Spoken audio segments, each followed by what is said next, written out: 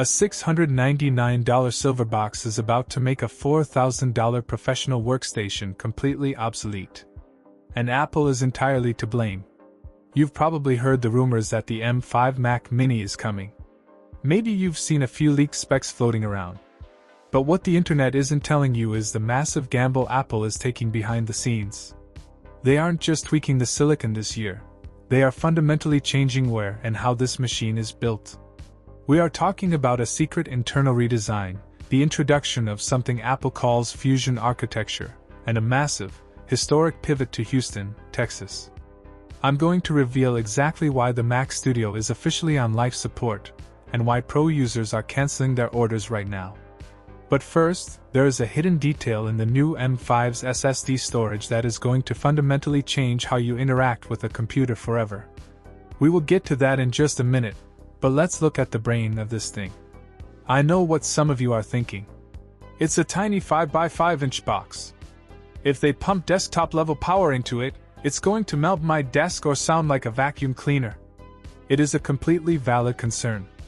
If you remember the early internet days, or the era of those massive beige PC towers, you know that if you wanted real power, you needed a box the size of a mini fridge sounding like a jet engine taking off. But here's the thing. Apple's engineers have basically broken the laws of physics. Reports from credible sources like Bloomberg and supply chain analyst Mark Gurman point to a highly refined 3-nanometer process for the M5 chip. But they aren't just cramming in more transistors and hoping for the best. They are using advanced 2.5D packaging technology and brand new thermal pillars inside the chassis. They have physically separated the CPU and GPU into different silicon tiles to spread the heat evenly across the entire surface of the board. You get all the power, zero thermal throttling, and absolute dead drop silence. It doesn't matter if you're rendering video or compiling code, it stays whisper quiet. But a cool computer doesn't mean anything if it isn't fast, right? Well, wait until you hear what the M5 Pro is doing. This is where it gets absolutely insane. The M5 Mac Mini isn't just another incremental update. It is a legitimate Mac Studio killer. For the first time ever, Apple is bringing their Ultra-Tier Fusion architecture down to the mini form factor. They are literally bonding two separate pieces of silicon together into one massive system on a chip. We are looking at a monstrous 45% jump in GPU performance in a single generation. Think about that for a second. A 45% leap. If you edit 4K or 8K video, run heavy 3D rendering software, or deal with massive datasets, the waiting game is officially over. It's like going from a 56K dial-up modem straight to gigabit fiber optics. And the base M5 is no slouch either. It brings a 10-core CPU featuring new predictive supercores. These cores use a predictive branch algorithm that literally tries to guess what you're going to click or calculate before you even do it. NASA called, they want their engineering back. Honestly, this changes everything.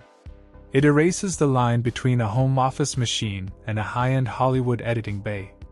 But all this raw power has a very specific, hidden purpose, and it's designed to sit right on your desk. We are looking at the death of the remote cloud server. Apple's ultimate endgame with the M5 Mac Mini is to put a localized AI supercomputer directly in your home.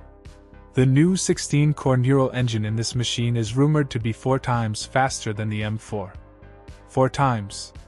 This isn't just about making Siri slightly less frustrating. This is about running massive large language models and Apple Intelligence features entirely natively. Zero latency. Total privacy. Your personal data, your emails, your financial documents, they never have to leave your house to be processed. The computer handles it all locally. But here is the catch. Putting a secure AI supercomputer in a tiny box isn't cheap. And Apple is making a historic move that is going to directly impact your wallet. For over a decade, the Mac Mini was your budget-friendly, made overseas entry point into the Apple ecosystem.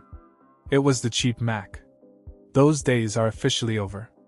Apple is aggressively moving its production lines away from overseas factories and building a massive new facility in Houston, Texas.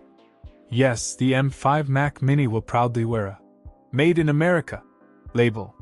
It's a brilliant strategic pivot to protect their supply chain from unpredictable global trade tariffs and shipping nightmares. But American manufacturing comes with a much higher labor cost.